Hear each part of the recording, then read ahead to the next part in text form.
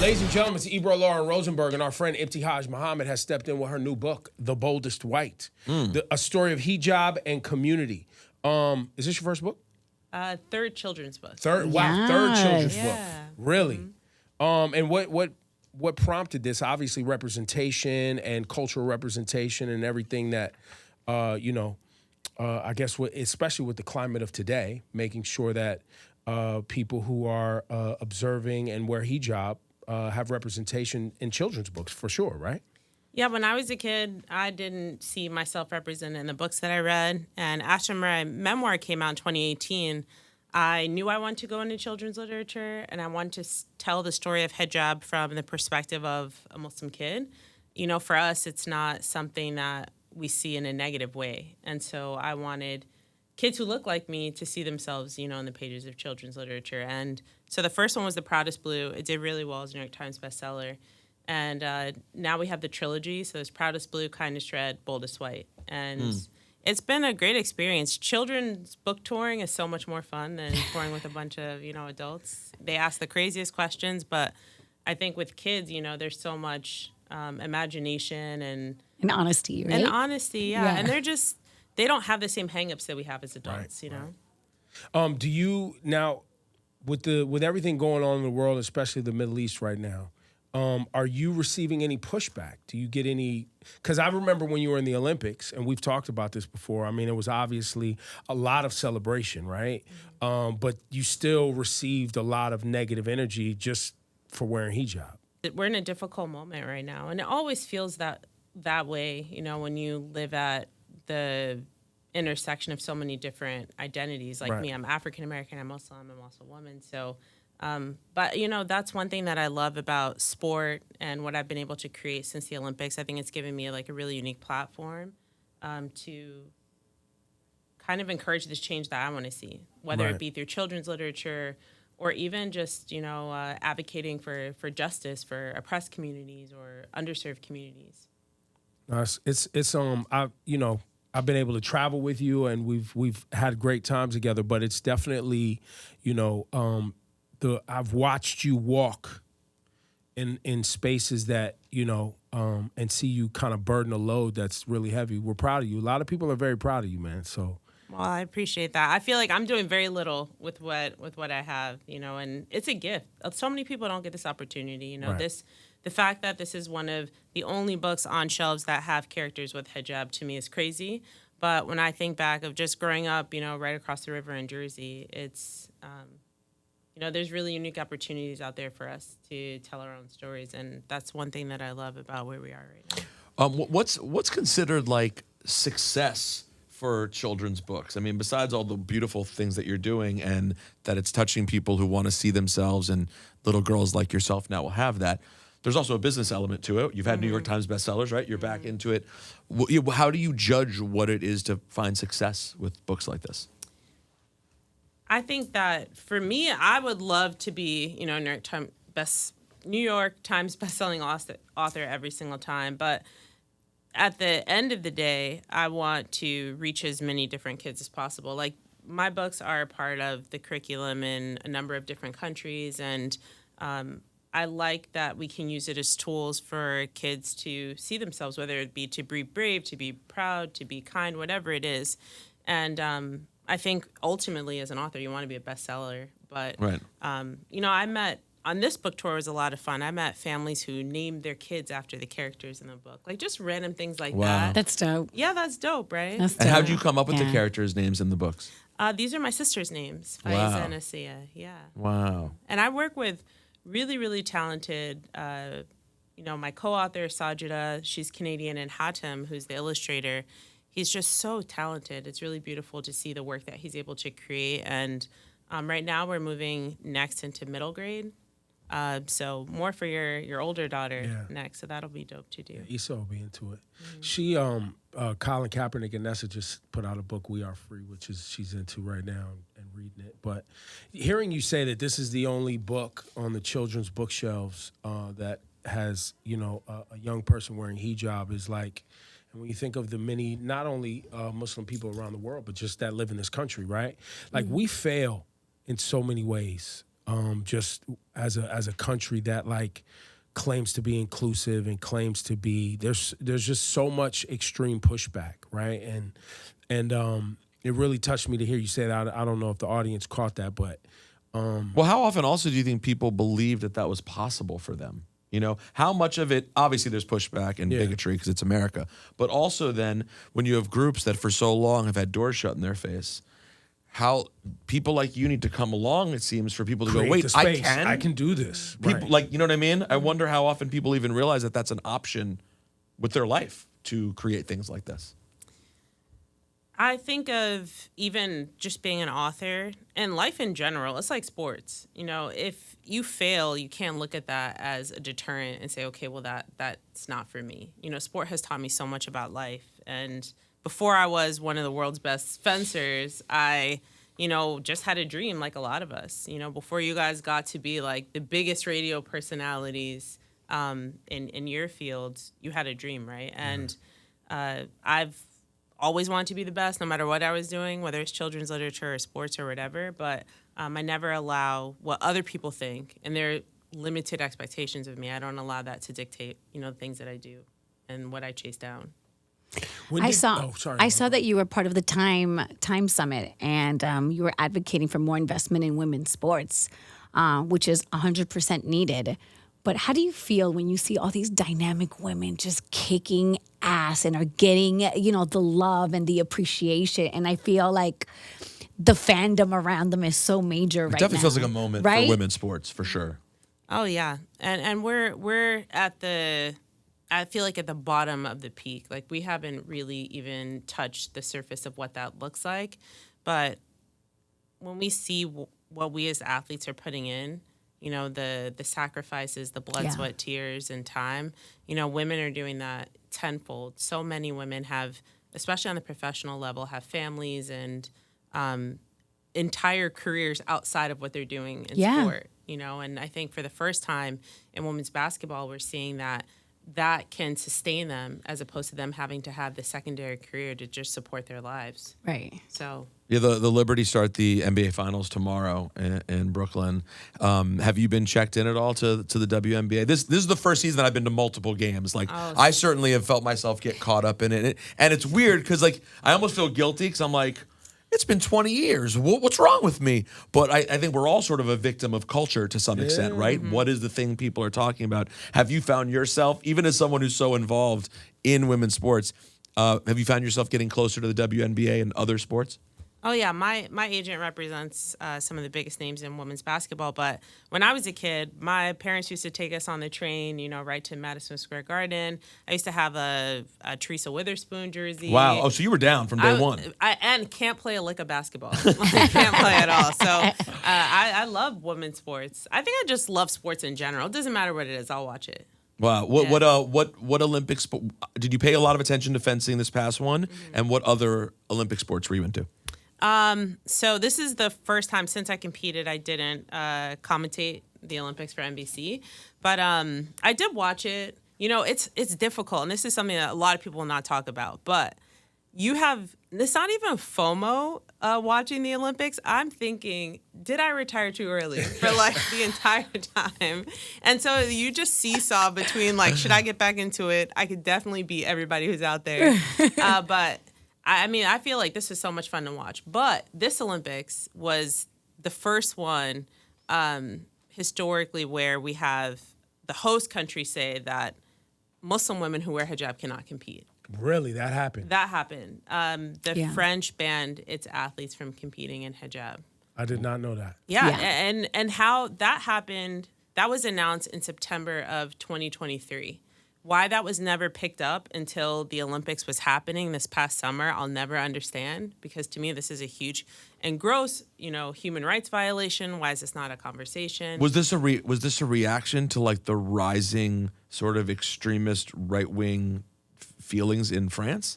This has been, you know, happening for, I would say, past decade or so in France. You know, there's a lot of I don't even know the French term for it, but they have a separation between like the state and the church, essentially. Okay. So there's no religious symbols within, their school system. So they've banned the hijab in schools. They've banned books that even cover the hijab. But now we're seeing this ban in sport as well. But Did they're they banning ban yarmulkes? Yeah, I was or gonna anything say. else? That I can't speak to. Well, Ebro, we may have not had any Jews on the Olympic team. I'm just saying it's possible. That may have been avoided altogether. Well, no, I was thinking more of the social, like the in symbols, places. like if they Well, it would banned- have to be. You would think. You would think everything would be banned, right? So that means Muslim athletes just did not compete because of that. That's true. There were Even from another country. No, just for France. Oh, just for France. Got it. And the International Olympic Committee did say, well, we're not banning hijab for all athletes, but as the host country, you're supposed to uphold, the Olympic Charter, which is inclusivity Right. and diversity, and that didn't happen this Olympic Games. And there were French athletes who didn't compete. Who do wear hijab, and there was a track and field athlete, and I'm sure we all saw her, maybe just didn't think as to why she was dressed that way, but she, had on like this blue wool hat, and she had on these like maybe 3/4 sleeves and some kind of like Bermuda short thing, but she had to come to some type of resolution with the French Olympic Committee that didn't necessarily would be viewed as hijab. Right. But for her, that was still, within the parameters of her faith. This is weird. So it's Super interesting. fail. Yeah. Well, it says in 2011 there was a French ban on face coverings. They became the first European country to impose a ban on full face veils in public areas. But then it said it does not, for the public ban, it said it does not include things that don't cover your face. So that's bizarre to me that. But they might have moved it to schools though. 'Cause Right. She was talking specifically about schools. So Right. that's what we call niqab, that Right. you would see Muslim women who cover their face, that Yeah. veil. And it was just like kind of these small things where they're picking away. Little Little by little. And now it's, gotten to the school system where you have young girls who are choosing between, their faith and education, but now it's like their faith and sport as well. No, Is it's- your book considered one of the banned books? Yeah. No, this book is Yeah. banned, and not just overseas. It's banned In Florida. different parts of the United States as well. Yeah, and not just this book, but other of my books as well. Yeah. Wait, banned because just hijab? Because Period, it's boom, done? representation. I can't tell you. I mean, Because the book I didn't read it, but it's literally just about community and Ebro. family and loving yourself. The books that they're banning are books about the Holocaust, books about civil rights. No. I know those are historic LGBTQ. books. This Yeah. book literally is just about. Yeah, In but the eyes of bigots, it's this is a book about representation. terrorism. Yeah. Like, they see it as. No, I know you're trying to find what could the legitimate reason? I'm trying to find like literally somebody was offended Right, by how? they shaped the story or told history. Right. No, this no, is no. literally about this some girls one just and their came family. out, so I don't know if the boldest white is on a list yet. But I'm sure. One of your previous ones. Yeah. I'm sure because of representation. Yeah. Because as soon, and I hate that I had this thought as soon as I saw the book, and I was like, wow, that book is probably banned in a lot of places. Yeah, or will be. Or will be. Yeah. Wow. What a More time. reason for everybody to go buy it and support. Absolutely. No, it Yes. looks awesome. And you're right, the illustration is. Can I see that actual book? Beautiful. The illustration's so beautiful. And No, Hatim's so very cute. talented. I love working with him. how did you find Hatem? That is something that my publishers did. I don't know if any of you guys have done children's literature, but for me, I got the opportunity to kind of choose my illustrator. So I went through his portfolio and just loved his work. So, if other of your books have been banned, are there places where you've tried to go and maybe like have a book signing or whatever, or a book reading that have like canceled your invitation or said they can't have? Has that happened too? So this book tour, I announced a week before. So like mid-September, I announced this book tour, and I just toured for the first week. And the first stop I was really excited to have, it was going to be at my first fencing coach. His name is Frank Mistilli. He's in New Jersey. I was going to have it at his club, and where I'm from in Maplewood. And literally 2 days before, we found out that they had to cancel it because of a slew of emails and phone calls accusing me of being anti-Semitic.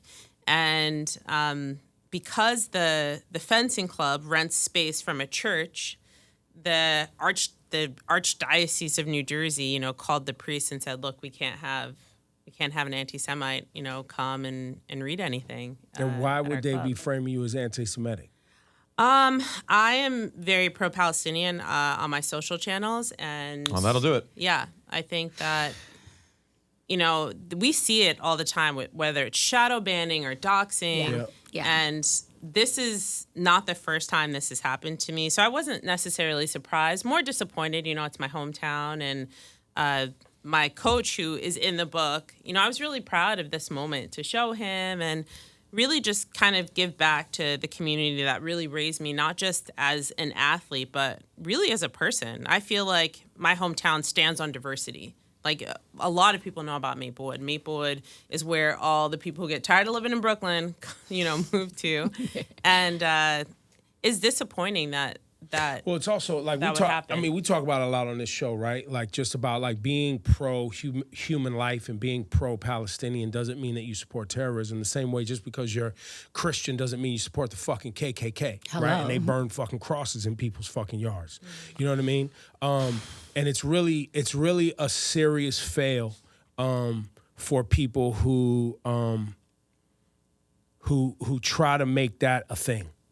But that that's what works the best, though, is to not allow people to hold multiple thoughts and go, well, if anyone says they're anti-Israel, we can frame them as anti-Jewish. Right. But just because you're anti-Israel's government doesn't mean that you're anti-Israel's human population. Of course right? not. They're not in control of Nor did fucking anyone think dickhead that about Netanyahu. America when we had Trump in office. But that's the point.